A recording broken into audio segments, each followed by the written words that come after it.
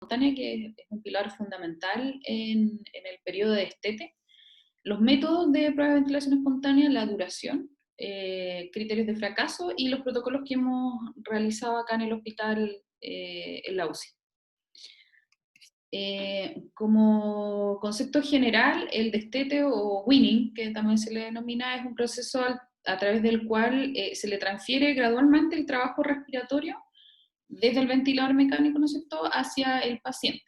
Se dice que este proceso dura aproximadamente, consiste aproximadamente el 40% de toda la ventilación mecánica del paciente. Y comienza, y es un concepto súper importante, el proceso de destete o weaning comienza desde el momento en que nosotros intubamos al paciente. Existen dos conceptos importantes en cualquier UCI, que son las extubaciones precoces, que corresponden aproximadamente entre el 10 al 15% de los pacientes, y son aquellos pacientes típicos que se autoextuban y que no estaban preparados para asumir el trabajo respiratorio y que requieren ser intubados. ¿Por qué es importante este grupo de pacientes? Porque aumenta la mortalidad del paciente, sobre todo cuando se posterga la reintubación o se demora la reintubación. En una UCI normal, el porcentaje de extubaciones precoces es aproximadamente el 9%. Y existen también, en el otro extremo, las extubaciones tardías de los pacientes que se mantienen en ventilación mecánica sin necesariamente tener la indicación. Y el riesgo mayor de estos pacientes es generar, ¿no es cierto?, neumonias asociadas a ventilación mecánica. Ahora, el proceso en sí de destete o de weaning comienza, como dijimos, ¿no es cierto?, en el momento que nosotros intubamos al paciente, sea por la causa que sea, ¿no es cierto?, la ventilación mecánica, el destete o prueba de ventilación espontánea y finalmente la extubación. Y en todo este proceso inciden varios factores importantes que van a generar o que van a ser importantes en cuanto al tiempo en que nosotros mantengamos ventilado al paciente. Uno de esos, por ejemplo, es el exceso de sedación. Se sabe que aquellos pacientes con insuficiencia renal crónica, pacientes muy obesos, pacientes muy añosos, que llevan mucho tiempo de de sedaciones y sedaciones muy profundas, el clearance de eliminación del medicamento es mucho más lento y puede estar mucho más tiempo en ventilación mecánica sin que necesariamente lo necesite. Otro concepto importante es la hipervolemia, pacientes que son sobre reanimados, por ejemplo, shock sépticos que se reaniman con mucho volumen, no necesariamente con indicación de esto, aumento del VEC y eso aumenta el tiempo de ventilación mecánica y se ha visto que el aumento del tiempo de ventilación mecánica innecesaria, como dije anteriormente, aumenta la mortalidad, aumenta el daño inducido por ventilación mecánica y complicaciones como las infecciones o neumonias asociadas a ventilación mecánica. Difusión de sistema, ya habíamos nombrado, ¿no es cierto?, insuficiencias renales, delirium, pacientes neuroquirúrgicos sobre todo en ese sentido, insuficiencias hepáticas, etc. El delirio, un pilar súper fundamental que nos demora el destete o el weaning en estos pacientes, y asincronías en el momento de las pruebas de ventilación espontánea o cuando nosotros tenemos en ventilación espontánea al paciente, ¿no es cierto?, y se generan asincronías que van a impedir una prueba de ventilación exitosa. Ahora, hay varias definiciones en cuanto al proceso de destete. Esta es como la más utilizada, que es la desconexión simple, que afortunadamente es la mayor cantidad de pacientes, que son un 69%, y que se extúan en el primer intento. Luego vienen dos conceptos que es el destete difícil y el destete prolongado. El destete difícil, que es aproximadamente el 16%, se define como un paciente que ha fracasado a varias pruebas de ventilación espontánea, más de 2, ¿no es cierto?, pero que se extuba en menos de 7 días desde la primera prueba de ventilación espontánea. Y el destete prolongado, que también ha fallado más de 2 pruebas de ventilación espontánea, pero que la extubación se realiza después de 7 días desde la primera prueba de ventilación espontánea. Ahora, como dijimos, ¿no es cierto?, este es un proceso que comienza desde la intubación hasta la extubación y existen varios procesos que nosotros nos debemos fijar en cuándo nosotros vamos a iniciar el destete, o sea, cuándo vamos a empezar a disminuir la sedación o suspender la sedación y vamos a empezar a pensar en extubar a nuestro paciente. Y acá hay tres conceptos fundamentales o 3 pasos fundamentales. Primero es que se debe tratar la insuficiencia respiratoria o la patología que llevó a ventilación mecánica a nuestro paciente. que debe existir una sospecha clínica importante de que el paciente está en condiciones de ser desconectado, y que existiendo esta sospecha clínica de que nuestro paciente ya, su patología está resuelta, ¿no es cierto?, y que está en condiciones de comenzar un proceso de destete, se evalúa el potencial de desconexión, y que vamos a ver a continuación cómo lo vamos a hacer. Entonces están estos tres pilares, ¿no es cierto?, el tratamiento de la insuficiencia respiratoria, la sospecha de la desconexión y el potencial de desconexión. Ahora, ¿qué es lo importante en este momento? Es la prueba de ventilación espontánea. ¿En qué consiste la prueba de ventilación espontánea?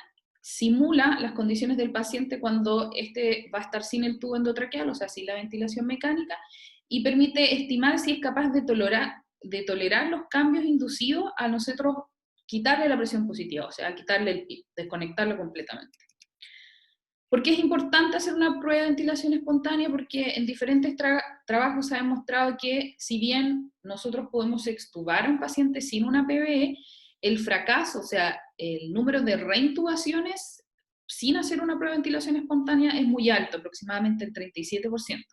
Y recordemos que una reintubación, y sobre todo el demorar una reintubación en un paciente, aumenta exponencialmente la mortalidad de esto. Esta es una revisión de varios estudios que se han hecho a lo largo de los años en donde se realizaba pruebas de ventilación espontánea y se podía ver que un 21% de estos pacientes no pasaban la prueba de ventilación espontánea y no podían ser extubados, y del total, del 79% que sí se extubaba, un 10% fracasaba y se debía reintubar. Por lo tanto, ¿qué nos dice esto? Que el realizar una prueba de ventilación espontánea nos evita un 21% de pacientes que fracasen y que tengamos que reintubar. Por lo tanto, hay un 21% de pacientes que no aumentamos el riesgo o no aumentamos el porcentaje de mortalidad. ¿Ya? Ahora, ¿en qué consiste el fracaso de la desconexión? Existen dos cosas importantes, ¿no es cierto?, o dos conceptos importantes. Uno, que es el paciente que fracasa una prueba de ventilación espontánea, ¿no es cierto?, que por diferentes factores que vamos a ver más adelante, no lo podemos extubar. O el paciente que pasa una prueba de ventilación espontánea, o sea, tiene una prueba de ventilación espontánea exitosa, pero se debe reintubar 48 horas, dentro de las primeras 48 horas post-extubación. Y es lo que nosotros generalmente nombramos que después de las 48 horas de haber extubado a un paciente, se consolida el winning, o se consolida el destete. Ahora, ¿por qué es importante la prueba de ventilación espontánea y el concepto, digamos? Lo primero que hay que saber y hay que recordar, ¿no es cierto?, es cuál es el efecto del PIB, que la ventilación mecánica, o de la presión positiva que da la ventilación mecánica en el sistema cardiovascular. Sabemos que el PIB afecta tanto al ventrículo derecho como al ventrículo izquierdo. ¿Y qué es fundamentalmente lo que hace? Nosotros, al aplicar presión positiva, el ventrículo derecho, lo que hacemos es disminuir el retorno venoso, y esto principalmente porque se aumentan las presiones intratorácicas y se aumenta la presión dentro de la aurícula derecha, aumentando la poscarga además del ventrículo derecho. ¿Y qué hace en el ventrículo izquierdo? Reduce la precarga, disminuyendo, ¿no es cierto?, en algunas oportunidades el gasto cardíaco de ciclo en ciclo, y hay una reducción también de la poscarga del ventrículo izquierdo. Entonces, ¿qué es lo que pasa cuando nosotros tenemos un paciente ventilado a presión positiva, ¿no es cierto?, en CPAP, presión de soporte, cuando ya estamos pensando en extubarlo, le sacamos el PIB, o sea, lo extubamos al paciente y pasa ventilación espontánea a una presión negativa, aumentamos bruscamente el retorno venoso, y esto va a generar que las presiones intratorácicas, ¿no es cierto?, se hagan negativas, aumenta la precarga y la poscarga del ventrículo izquierdo. Acuérdense que el PIB disminuye la precarga del ventrículo izquierdo y disminuye la poscarga del ventrículo izquierdo, y aumenta el consumo de oxígeno miocárdico. ¿Y por qué es importante? Porque hay algunos pacientes que enmascaran las insuficiencias cardíacas, y nosotros, al extubar al paciente, al quitarle el PIB rápidamente, desenmascaramos esto, ¿no es cierto?, al aumentar el retorno venoso, aumentar el gasto cardíaco, se puede congestionar el paciente, fracasar la extubación y tener que reintubar. En esta curva que se ve acá, en el gráfico de acá, podemos ver, ¿no es cierto?, que acá tenemos a un paciente que está ventilado y que está con presión positiva, con un PIB, ¿ya?, independiente de cuál sea. Nosotros, al extubarlo y al sacarle el PIB, ¿qué es lo que hacemos? Aumentamos exponencialmente la curva del retorno venoso. Y esto genera un aumento del gasto cardíaco. Entonces, hay ciertos settings de pacientes que no tolera este delta de cambio del retorno venoso, que se puede congestionar y que puede fallar la extubación y necesariamente tengamos que reintubar. Entonces, por eso es súper importante el concepto de prueba de ventilación espontánea, porque sin extubar al paciente nosotros vamos a simular cómo respondería él al estar ventilando espontáneamente, sin el tubo endotraqueal. Ahora, hay ciertos criterios que nosotros nos debemos fijar en nuestros pacientes de cuándo vamos a hacer una prueba de ventilación espontánea. O sea, dijimos primero, ¿no es cierto?, que hay un concepto en que el paciente ya resolvió su patología de base, ¿no es cierto? Y hay otros ítems que nosotros nos debemos fijar para saber si el paciente está en condiciones de realizar una prueba de ventilación espontánea.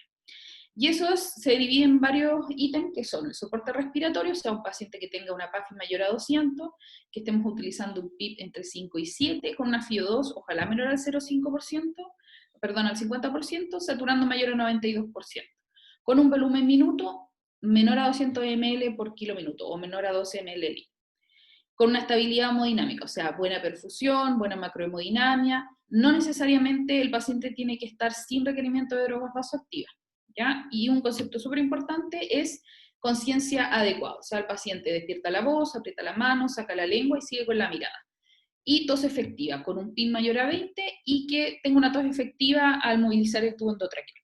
Entonces, esas son varias cosas que nos debemos fijar en cuándo nosotros vamos a hacer una prueba de ventilación espontánea. Ahora, existen dos métodos fundamentalmente para hacer esta prueba de ventilación espontánea y lo vamos a revisar a continuación. Está el método de tubo T y el método de presión de soporte. Ahora, ¿en qué nos debemos fijar cuándo utilizar cada método? Tubo T se dice que sobrecargaría de presión inspiratoria al paciente, y en presión de soporte lo que se dice es que sobreasista al paciente. Entonces, se han hecho varios estudios para definir cuál es el mejor método para hacer una prueba de ventilación espontánea. ¿Qué tenemos que tener en cuenta cuando hacemos una prueba de ventilación espontánea en tubo T? Primero, que el trabajo impuesto por el tubo endotraqueal es mucho mayor al trabajo post-extubación.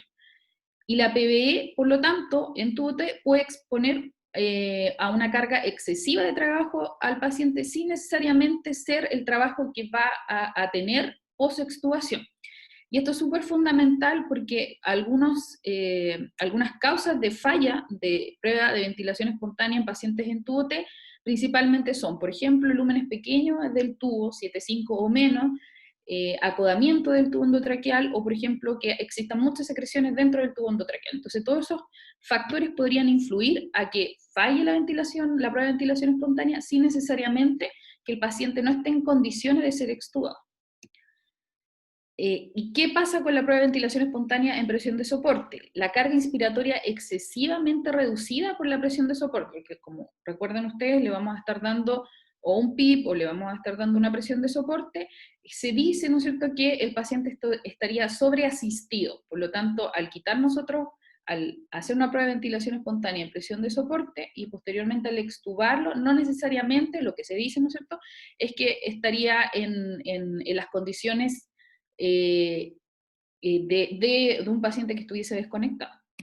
¿Y qué es lo que se ha hecho en este sentido? Varios estudios, por ejemplo en que se hacían pruebas de ventilación espontánea de 2 horas en tubo T y en presión de soporte. ¿Qué es lo que se vio? Que los pacientes que se hacía una prueba de ventilación espontánea en tubo T fracasaban más que aquellos pacientes que se hacía una prueba de ventilación espontánea en presión de soporte. Pero la reintubación o el índice de reintubación era similar en ambos grupos. ¿Qué nos dice esto entonces? Que en pruebas de ventilación espontánea en presión de soporte tienen mayor éxito sin necesariamente un mayor riesgo de reintubación. Por lo tanto, el tubo T impondría una mayor carga inspiratoria y por eso los pacientes fracasarían más a la prueba de ventilación espontánea sin necesariamente que eso signifique que el paciente no deba ser extubado. De esta manera, ¿qué es lo que tenemos que tener en cuenta cuando hacemos una u otra prueba de ventilación espontánea? Primero, en tubo T, asegurar que no esté ocluido por secreciones o no esté acodado, y que asegurarnos en la prueba en la PVE por presión de soporte, asegurar que el paciente no tenga una reserva cardiovascular o respiratoria reducida, porque eso puede enmascarar, como vimos, ¿no es cierto?, lo que ocurre en aquellos pacientes que sacamos el PIB, ¿no es cierto?, aumenta el retorno venoso y puede generar congestión y puede hacer fallar una extubación. Entonces tenemos que tener en cuenta estos conceptos. Ahora, ¿cuánto debería durar una prueba de ventilación espontánea? Se dice que puede ir desde 30 minutos a 120 minutos. ¿A quiénes vamos a hacer una prueba de ventilación de 30 minutos versus 90 minutos o versus 120 minutos?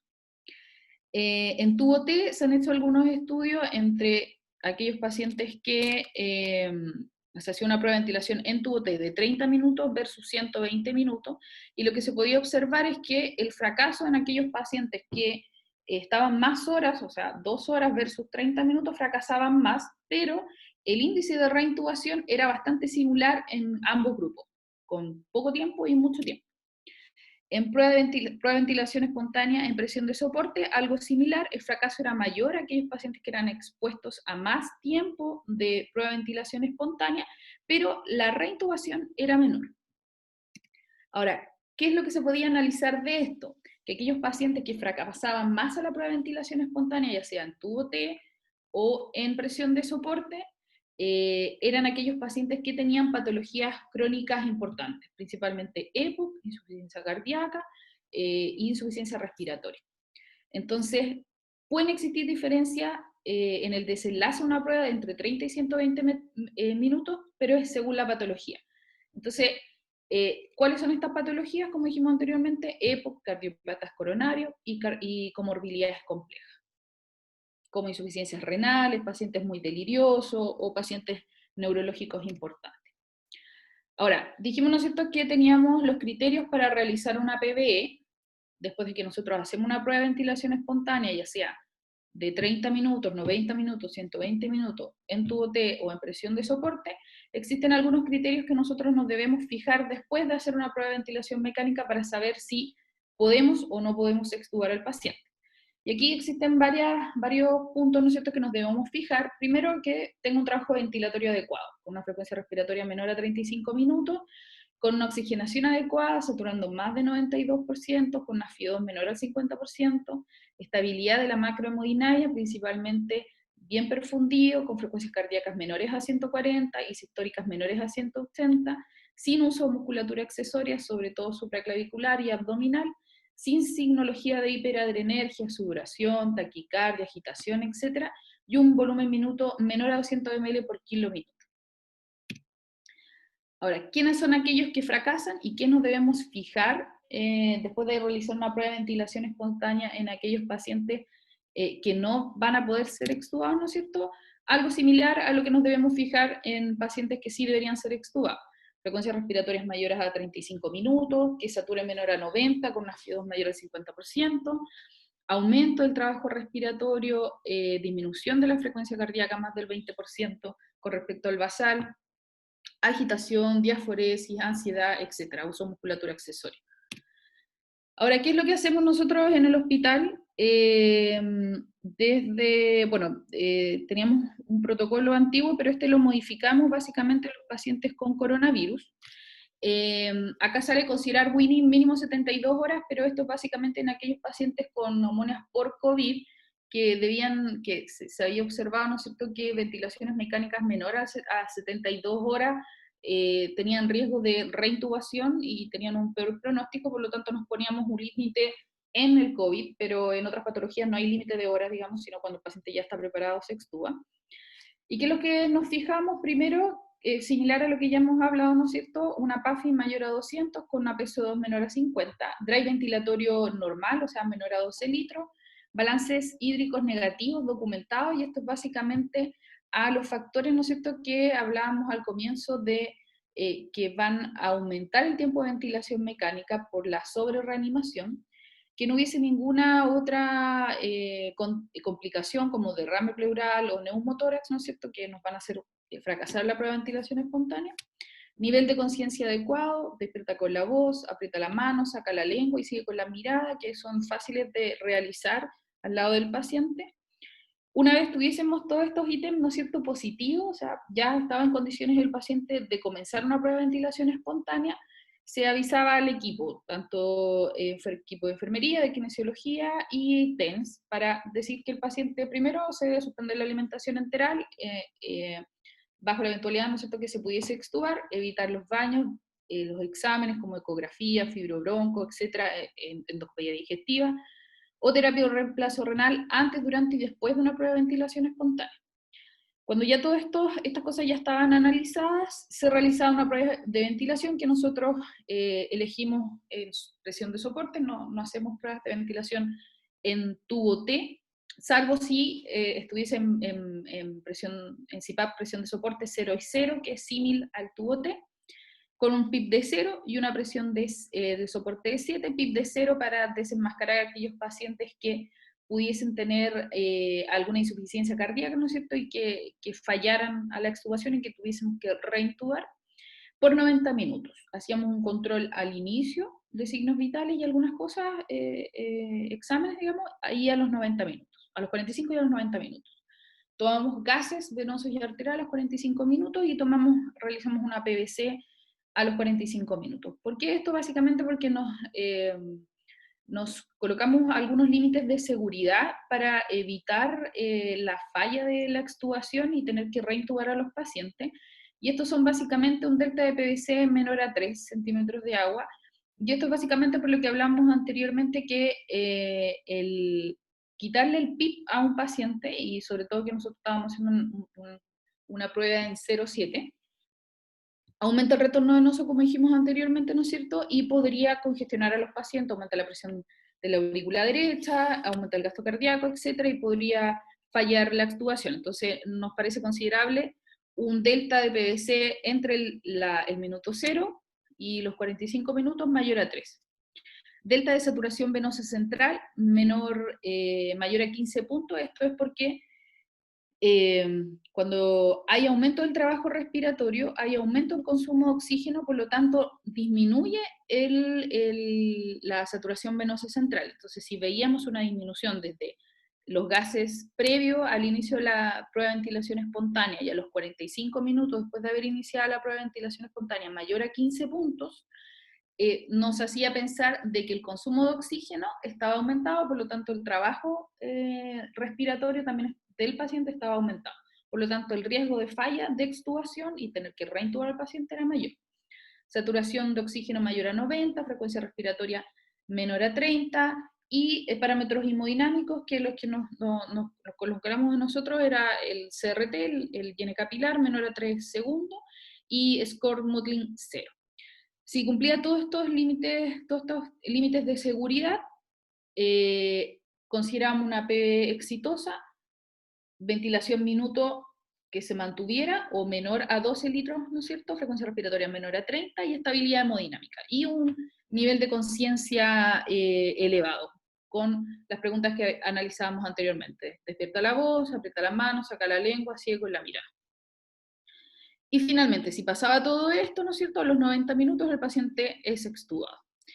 Ahora, cuando nosotros decíamos, no, este paciente no puede ser extubado, así que lo vamos a dejar conectado y vamos a probar nuevamente al día siguiente una prueba de ventilación espontánea, cuando la frecuencia respiratoria sea mayor a 35, la saturación de oxígeno sea menor a 90, con una FiO mayor a 0,5, cuando al inicio de la prueba de ventilación espontánea o los 45 minutos había compromiso hemodinámico con disminución del CRT o que apareciera Mottling, o que hubiese taquicardia, o que la presión sistólica fuera mayor a 180 o menor a 90, uso musculatura accesoria, hiperadrenergia, etc. Eso nos hacía pensar que el paciente no debía, o nos hace pensar que el paciente no debe ser extubado, por lo tanto se suspende la prueba de ventilación espontánea y no se extuba. Y en esta hoja, que me imagino que algunos ya la tienen que haber visto, no sé si en la cardio, los chicos de kinesiología la están aplicando, es una hoja que la colocamos en la ficha o en la tablet, colocamos la edad, el nombre, ¿no es cierto?, los días de ventilación mecánica y la hora de inicio de la prueba de ventilación. Acá colocamos nivel de soporte, el PIB, que puede ser 0,7, que es la que generalmente hacemos, con un PIB de 0 y un soporte de 7, o 5 y 5, o 0,0, que es lo que simula el tubo T. Y con parámetros que veíamos, ¿no es cierto?, que vemos al comienzo, al basal, a los 45 minutos y a los 90 minutos. En algunos casos, como por ejemplo pacientes con insuficiencia cardíaca o pacientes hepáticos, aumentábamos el tiempo a 2 horas de prueba de ventilación espontánea. ¿Qué es lo que nos fijamos, ¿no es cierto? FiO2 del inicio, a los 45 minutos y a los 90 minutos, frecuencia cardíaca, frecuencia respiratoria, presión arterial sistólica y diastólica, saturación, volumen minuto, ¿no es cierto?, que debe ser menor a 12, CRT, Mottling, la PVC, que la medimos solamente al basal, ya a los 45 minutos para ver el delta de PVC, que debe ser menor a 3, y la saturación venosa central con los gases de la mañana, y a los 45 minutos para ver el delta de saturación venosa central, que no debe ser mayor a 15. Luego, si pasaba nuestra prueba de ventilación, ¿no es cierto? Si se extuba y no, y cuál sería la causa de que nosotros no lo extubáramos. Aumento del trabajo respiratorio, secreciones, inestabilidad hemodinámica, compromiso de conciencia, o agitación. Y esto básicamente para tratar de manejar por qué nos falló la prueba de ventilación espontánea y finalmente la extubación, y probar una nueva prueba de ventilación o en la tarde o al día siguiente. Ahora, ¿cuáles son las conclusiones? La PVA es fundamental, como vimos anteriormente, para evitar los fracasos de Winning, y teniendo en consideración que extubar a un paciente y tener que reintubarlo nuevamente aumenta la mortalidad de este paciente. La duración y el método va a depender de la patología de base del paciente. Generalmente tratamos de que aquellos pacientes que tienen patologías crónicas importantes damos 90 a 120 minutos. Es súper importante la estandarización de una prueba de ventilación espontánea en cada centro y en cada UPC, y que esto tiene que ser multidisciplinario. Como veíamos anterior, tiene que ser avisado todo el equipo que está tratando al paciente, porque se debe suspender la alimentación, no se debe movilizar al paciente, ni bañar, etcétera, antes, durante y después de la prueba de ventilación espontánea, y si es que se extuba tampoco, ¿no es cierto? Avisar al equipo de kinesiología y de enfermería que se va a hacer una prueba de ventilación espontánea, y finalmente extubar al paciente si es que si es que la prueba de ventilación sale exitosa. Eso. Muchas gracias, doctora. Muy buena la clase. De los participantes, si tienen alguna duda, consulta, prendan nomás el micrófono y hagan su consulta.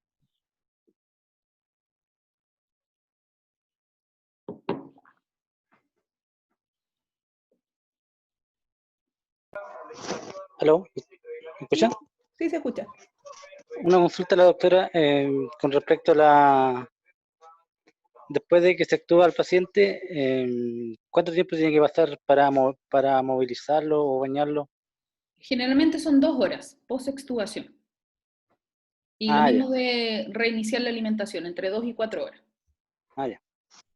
Y lo otro importante que se me olvidó decir, antes de extubar al paciente, siempre hacemos una quine y se aspira al paciente, digamos, ¿sí? La Ah, secreción. ya. Gracias, doctora.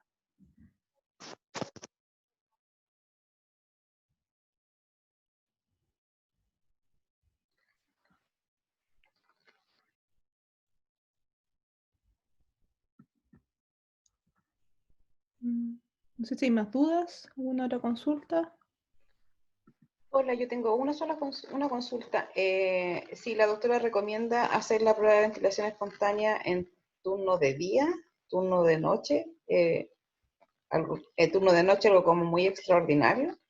Sí, mire, O, generalmente nosotros tratamos de hacer las pruebas de ventilación en la mañana. Temprano en la mañana se define después de la visita qué pacientes son potencialmente extubables y se hace la PV. Ahora eso va a depender mucho del personal que esté de turno igual. Yo he hecho PV en la tarde y extubado en la tarde, pero lo importante es tener como un método, ¿no es cierto?, de respuesta rápida. O sea, si el paciente hace estriol laringio, por ejemplo, post-extubación, tiene que haber un personal, digamos, capacitado para poder intubar al paciente, etcétera. Pero lo que nosotros recomendamos generalmente en cualquier UCI es hacer las pruebas de ventilación en la mañana o durante el día. Cuando hay más personal también.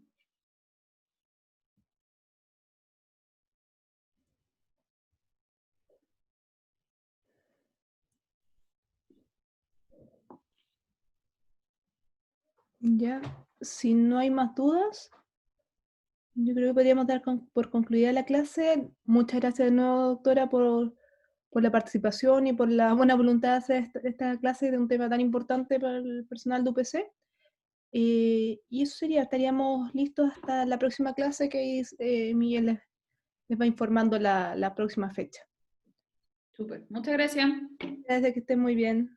Chao. Todos que tengan buena tarde.